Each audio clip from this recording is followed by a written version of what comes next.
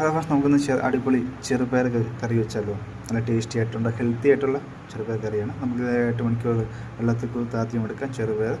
എന്നിട്ട് നമുക്ക് ഇതിൽ താളിക്കേണ്ട ഇതെന്ന് വെച്ച് കഴിഞ്ഞാൽ കടുക്, ജീരകം, ഒറ്റമുളകാണ്. എന്നിട്ട് നമുക്ക് ഇതിൽ ചേർക്കേണ്ട ഇൻഗ്രീഡിയൻസ് ഒരു 5 വെളുത്തുള്ളി, തക്കാളി, പച്ചമുളക്, വെളുത്തുള്ളിയാണ്. ഇതിൽ ചേർക്കേണ്ട പൊടികൾ എന്ന് വെച്ചാൽ മഞ്ഞൾപ്പൊടി, മുളക് പൊടിയാണ്. ഇത്രയേ ഉള്ളൂ നമുക്ക് ഇൻഗ്രീഡിയൻസ്. കുക്കറിൽ കുറച്ച് വെള്ളം ഒഴിച്ച് അതിൽ തക്കാളി, പച്ചമുളക്, മഞ്ഞൾപ്പൊടി നമുക്ക് ചേർത്തോട് നന്നായിട്ടൊന്ന് വേവിച്ചെടുക്കാം. ഒരു 5 വിസിലൊക്കെ നമുക്ക് വേവണം.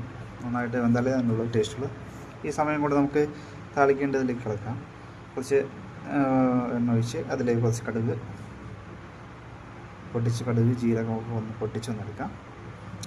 കുറച്ച് കരിവേപ്പിലയും ചേർത്ത് കൊടുക്കാം. കുറച്ച് കരിവേപ്പിലും വറ്റമുളകും ചേർത്ത് നന്നായിട്ടൊന്ന് പൊട്ടിച്ചെടുക്കണം. അത് സിമ്പിൾ ആൻഡ് ടേസ്റ്റിയാണ്. നല്ല വെയിറ്റ് ലോസ് ആഗ്രഹിക്കുന്നവർക്കും നല്ല പ്രോട്ടീൻ റിച്ച് കറിയാണ്. സിമ്പിളായിട്ട് നമുക്ക് ചെയ്യാം. നമുക്കിത് വെളുത്തുള്ളിയും ചെറുള്ളിയും ചേർത്ത് കൊടുക്കാം. ഉപ്പോട് ചേർത്ത് നമുക്ക് നന്നായിട്ടൊന്ന് വഴറ്റിയെടുക്കണം. നന്നായിട്ട് എണ്ണയൊക്കെ കുറച്ച് നമ്മളാണ് ഉപയോഗിക്കുന്നത്. അതുകൊണ്ട് നമുക്ക് ഡയറ്റിലൊക്കെ ഇരിക്കുന്നവർക്കൊക്കെ നമുക്കത് കഴിക്കാനുള്ളതാണ്.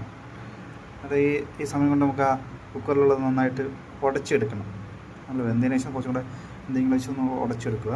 നമുക്കിതിലേക്ക് കുറച്ച് വെള്ളം ചേർത്തിട്ട് മഞ്ഞൾപ്പൊടി, മുളക് പൊടി ചേർത്ത് കൊടുക്കാം. ആവശ്യത്തിന് അനുസരിച്ച് നിങ്ങൾക്ക് വെള്ളം ഒഴിക്കാം. കുറച്ച് നന്നായിട്ട് മിക്സ് ചെയ്തെടുക്കുക, നന്നായിട്ട് വേവിച്ചെടുക്കുക.